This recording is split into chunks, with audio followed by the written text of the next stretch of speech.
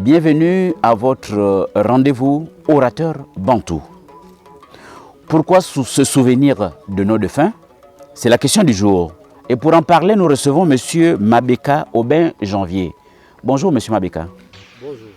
Merci d'avoir honoré de votre présence à notre rendez-vous. Pourquoi se souvenir de nos défunts? Mais avant, nous vous prions de vous présenter M. Mabeka. Merci. Je m'appelle Mabeka. Je me prénomme Aubin Janvier. Je suis fils de Mabeka Jacques, de Feu Bitoyi Caroline. Mabeka Jacques est fils de Feu Mundere Marc et de Rela Augustine. Bitoyi Caroline, paix à son âme,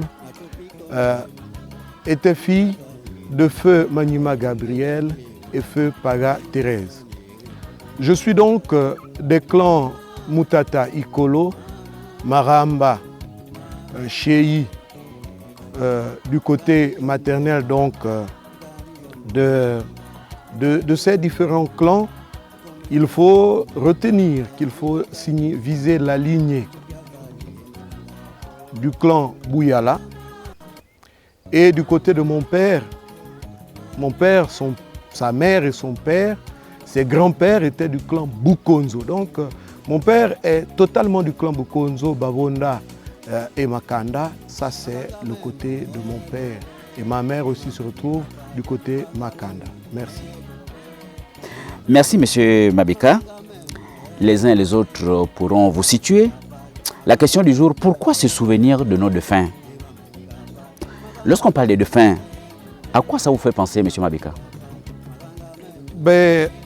Parler des défunts ouvre directement la porte à la divinité.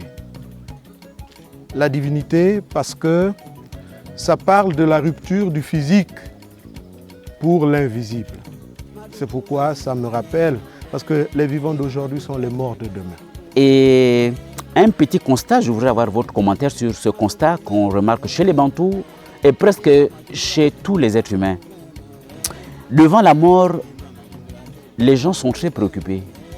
Alors que lorsqu'il y a un problème de santé, les gens ont un comportement, une attitude un peu négligente. Pour commencer, quel est votre commentaire par rapport à ces constats? Je pense que c'est un comportement de société qu'il faudra renverser à donner beaucoup plus de valeur à la vie qu'à la mort. Mais ce phénomène s'explique par le fait que la solennité de la présence de la bière est souvent l'élément attractif qui regroupe les familles. Et certaines personnes ont tendance à venir pour se dédouaner vis-à-vis de la communauté par rapport à la reconnaissance d'une appartenance, au lieu de témoigner l'importance qu'on donne à la vie face à la mort. Donc les gens y accordent un intérêt. Je vous prendrai un exemple. Vous pouvez avoir quelqu'un qui meurt pour une situation de maladie qu'on aurait pu trouver des solutions pour un montant de 300 000 francs. Or, pendant son vivant ou pendant son séjour à l'hôpital, personne ne daigne contribuer. Et à sa mort, en un laps de temps, nous arrivons à réaliser sur le plan des cotisations plus de 3 millions de francs. Et donc les gens sont beaucoup plus aisés à témoigner une reconnaissance à la mort ou à l'être décédé. Mais c'est un comportement qui n'est pas apprécié ou appréciable dans la société actuelle, car il est plus important que nous éduquons nos populations à donner une importance beaucoup plus à la vie qu'à la mort. Malheureusement, on dénonce, mais on continue à faire la même chose. On est préoccupé lorsqu'il y a la mort que de se concentrer à faire des efforts pour soutenir quelqu'un qui a un problème de santé. Maintenant, pour revenir à ce cas pratique, l'exemple des géniteurs décédés, pourquoi la progéniture devait vraiment s'en souvenir? Oui, mais c'est une obligation d'existence de se souvenir de son géniteur. Mais nos géniteurs, c'est même notre essence même, puisque cela va de notre histoire personnelle. Pourquoi se souvenir de nos géniteurs? Mais la vie de l'homme ne commence pas à la naissance. La vie de l'homme commence beaucoup bien avant la naissance. La naissance n'est qu'une reconversion d'une vie invisible à une vie physique dont la porte d'entrée est la naissance, donc par la venue au monde.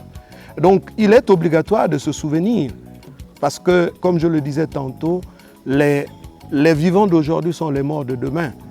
Et on se doit donc de répondre à la question, et si c'était moi le défunt, est-ce qu'on m'oublierait ou qu'on oublierait mon passage sur terre? Donc c'est une obligation morale de se souvenir des géniteurs parce que cela fait partie même de notre histoire personnelle. Voilà, c'est ce qui est souhaitable, mais malheureusement, on voit parfois des enfants qui ne posent aucun acte de reconnaissance vis-à-vis de leurs géniteurs qui sont partis. Et pour revenir à cette autre question, nous sommes des Bantous. Les Bantous, chez les Bantous, les morts sont-ils vraiment morts? Chez les peuples Bantous, et d'ailleurs Birago Diop le disait, les morts ne sont pas morts. Les morts sont dans l'eau qui coule, sont dans le vent qui souffle. Chez les Bantous que nous sommes, les morts ne sont pas morts. Il n'y a pas que chez les Bantous, et d'ailleurs dans toutes les sociétés, les morts ne sont pas morts parce qu'ils vivent en nous. Mais les morts seront morts lorsque les vivants les auront oubliés. Mais tant qu'il existera une pensée pour les morts ne sont pas morts. Ils nous accompagnent partout. Vous savez, sur la reconnaissance aux morts, il commence à comprendre que les vivants ont oublié les morts. C'est la part d'abord de la mort est matérialisée par la séparation charnelle de la vie, donc du physique. Mais les liens restent. Comment donc constater que les vivants ont oublié les morts?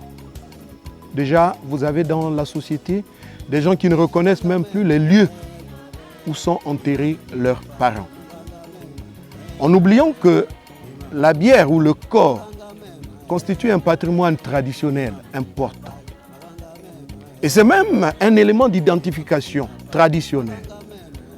Parce que, permettez que j'ouvre une parenthèse, lorsqu'on vous dit « D'où venez-vous, qui êtes-vous » Mais le premier repère, lorsque vous allez dans la forêt, même quand vous allez dans la forêt est un ensemble de tombes des gens qui ont existé. C'est pourquoi lorsque la société traditionnelle vous demande d'aller en forêt pour y prendre un arbre, il y a certains rituels traditionnels qui obligent que vous parlez à l'arbre.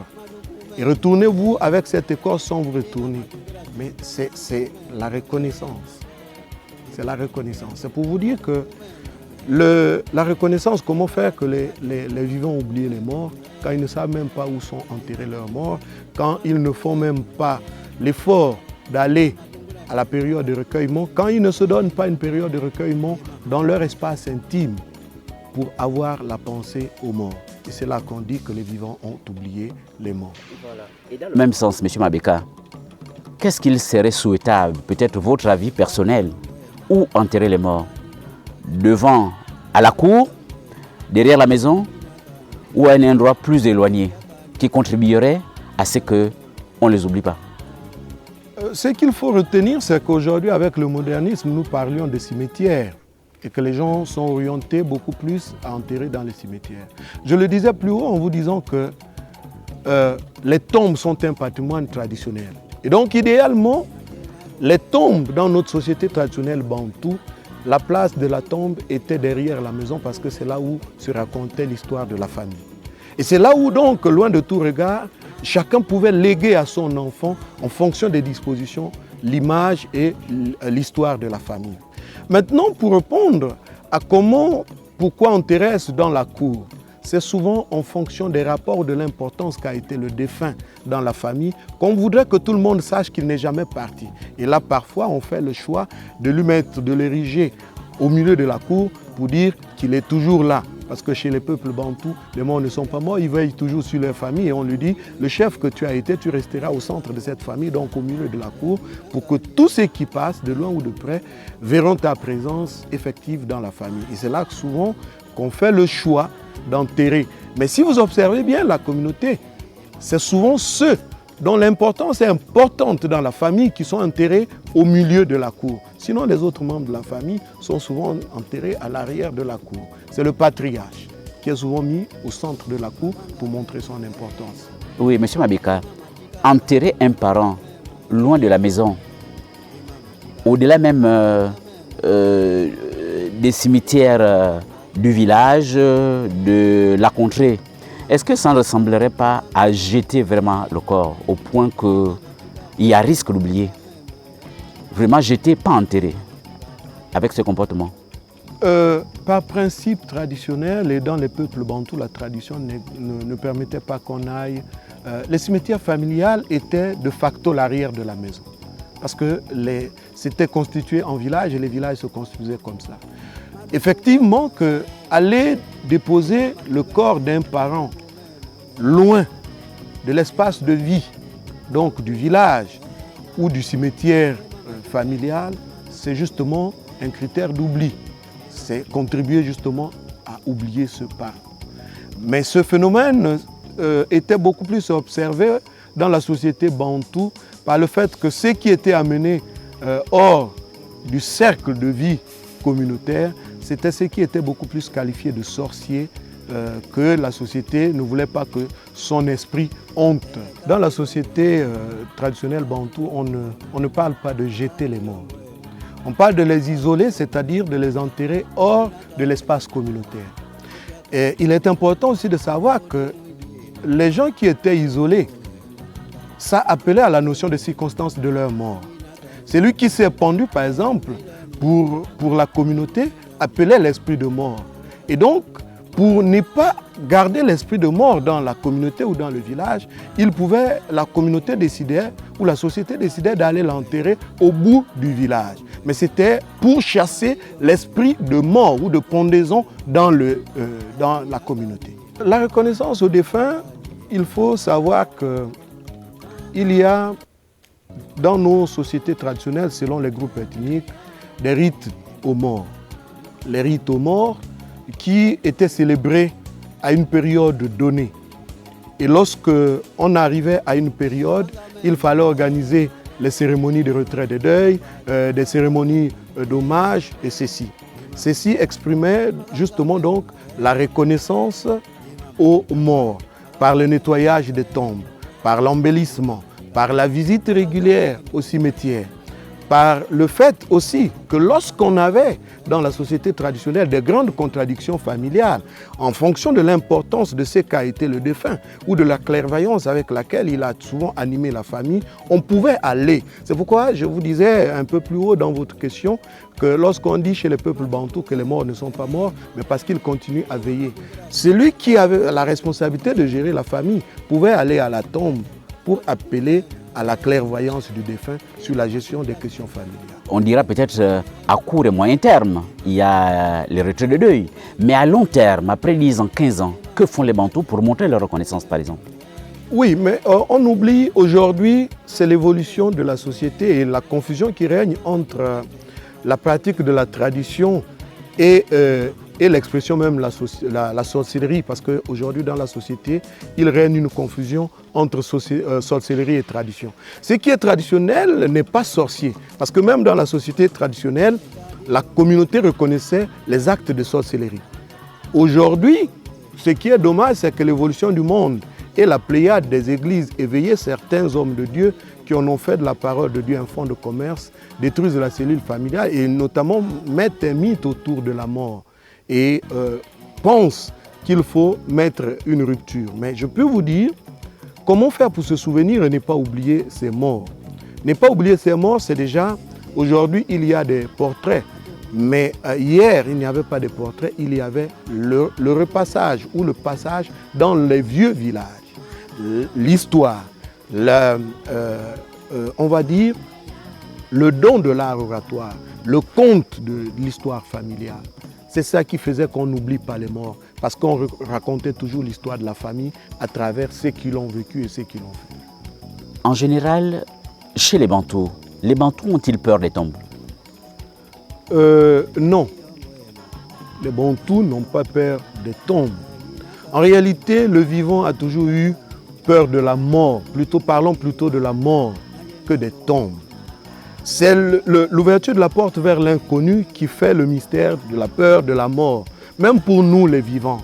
Lorsqu'on vous parle de la mort, il est plus aisé pour nous de parler de ce qu'on connaît ou du chemin vers lequel on y va et qu'on le connaît. Mais la mort pour les vivants est un inconnu. Aujourd'hui, sur le chemin de la foi, nous croyons l'espoir d'une vie après la mort. Mais qui a été là-bas et est revenu pour dire que réellement les gens vivent? C'est notre foi à la chrétienté, à la résurrection qui nous permet de le croire. Les Bantous n'ont pas peur des tombes, puisque les tombes est un élément, puisque je vous disais plus haut que c'est un patrimoine traditionnel. C'est ce qui permet même à un chef de famille de retracer l'histoire familiale. Viens mon fils, voilà là où a été enterré mon père, voilà là où a été enterré ma mère, voilà. Et c'est ça l'histoire. C'est même une identification d'appartenance. Un enfant qui ne connaît pas où sont enterrés ses parents, ou d'où viennent ses parents, est considéré comme un esclave de la société. Donc les Bantous n'ont pas peur de mort, de tombes, ils ont plutôt peur de la mort. Les tombes sont souvent derrière nos maisons, c'est comme nos cuisines, donc c'est comme nos plantations. On apprend à vivre avec. Et la présence des tombes à côté de nos habitations donne toujours même le sentiment de la présence du mort dans la société, malgré qu'on ne le voit plus physiquement. Parlant des mouvements de population, des migrations, considérant que les tombes sont un patrimoine, comment garder ce contact avec ce patrimoine? Alors que vous remarquerez quelqu'un qui était de Lebamba, il s'est retrouvé à Fourplace un moment, il s'installe à OPK 80, après Sankoltang, il se retrouve à Bikele. Comment maintenir ce contact? Alors, je suis d'accord de comprendre comment maintenir ce contact. Il faut, dans un premier temps, lutter contre l'exode rural. Je reviens toujours à ce que je disais avant, qu'il faut d'abord que dans la communauté ou dans la société, qu'on comprenne que le corps ou la tombe est un patrimoine traditionnel et familial. C'est même un élément d'identification. J'en prends pour exemple, vous êtes parti de Lebamba pour Kango et ensuite à Bikele. Et vous souhaitez vous lancer dans le monde politique. Et de là, vous allez être concurrencé par quelqu'un qui a enterré son père à Bikele. Mais vous venez et que ce dernier vous pose la question, quel est votre élément d'appartenance à Bikele? Montrez-moi ne fût-ce qu'une tombe pour montrer qui nous indiquerait votre attachement à la terre de Bikele. Mais vous avez enterré votre père à Lebamba et que c'est là-bas en réalité qu'est votre... Parce que la Bible dit que là où est le trésor, c'est là-bas qu'est le cœur. Donc si la tombe est un trésor familial, là où est la tombe de mon père, c'est là où est mon identification. Et c'est là où est en réalité mon repère. Pour maintenir ça, il faudra dire qu'il nous faut écrire l'histoire. Il nous faut la raconter. Les gens ont beaucoup plus mis un intérêt financier ou matériel devant, parce que l'exode se justifie aussi par la recherche du moi. Les gens partent de Lebamba pour Kango et ensuite à Bikele. Mais si vous suivez la marche de ces populations, ils sont toujours à la recherche d'un mieux-être. Il arrive malheureusement à M. Mabika que certains ne connaissent pas les tombes de leurs chers disparus. Est-ce excusable? Ce n'est pas excusable. C'est comme être Nzebi que je suis, avoir une femme Nzebi et avoir des enfants qui ne parlent pas le Nzebi. Ce n'est pas excusable parce que ça fait partie de notre histoire. C'est comme demander à quelqu'un, est-ce que quelqu'un peut naître et ne pas connaître où est son acte de naissance? Je pense que les gens doivent comprendre que connaître les tombes, c'est même le patrimoine que nous léguons aux générations futures. C'est même le patrimoine familial que nous léguons à nos familles. Il est quasiment pas important, mais obligatoire pour un membre d'une famille de savoir où sont enterrés les membres de sa famille qui lui ont précédé dans l'au-delà. Sinon, répondre à la question, lorsque je tirerai ma révérence, est-ce que je souhaiterais que mes enfants ne connaissent pas ou ne sachent pas où je serai enterré? Non, mais c'est un des lieux de recueillement et de communion.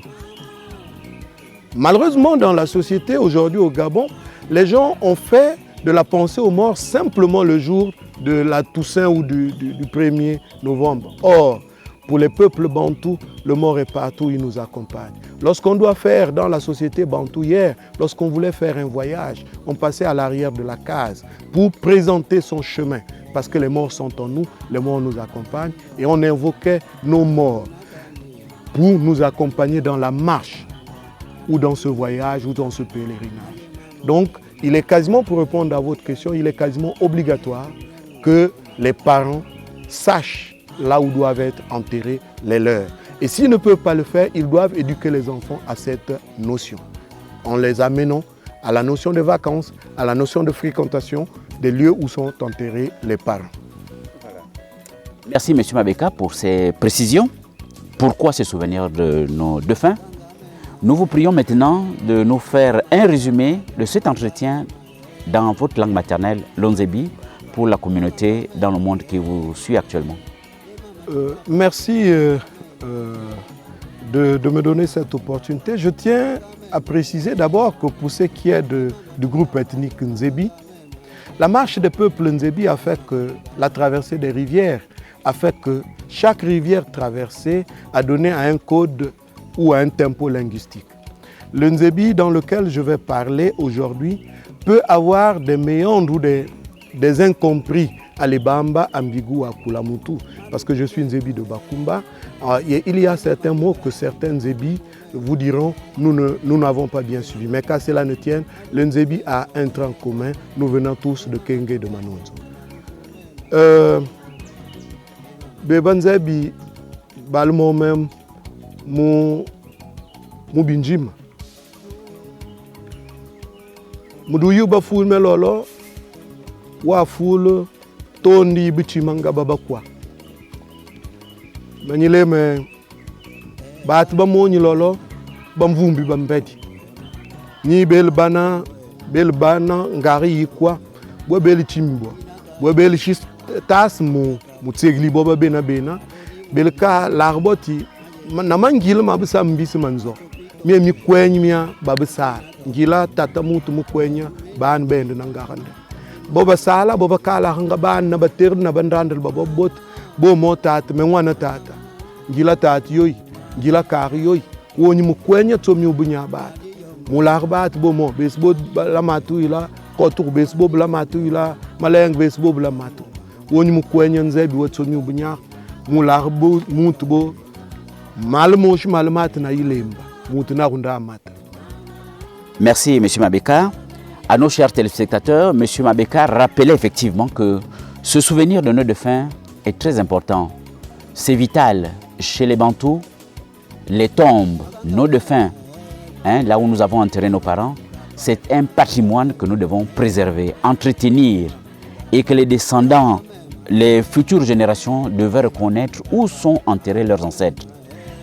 Nous sommes encouragés donc à faire des efforts et être moins négligents dans cette attitude observée aujourd'hui où certains ne reconnaissent même plus où sont enterrés, même leurs géniteurs. C'est vraiment une attitude à améliorer, à rectifier. Voilà, merci encore M. Mabeka et nous fixons rendez-vous pour un prochain numéro dans quelques jours. Chers téléspectateurs, merci pour votre fidélité et à très bientôt.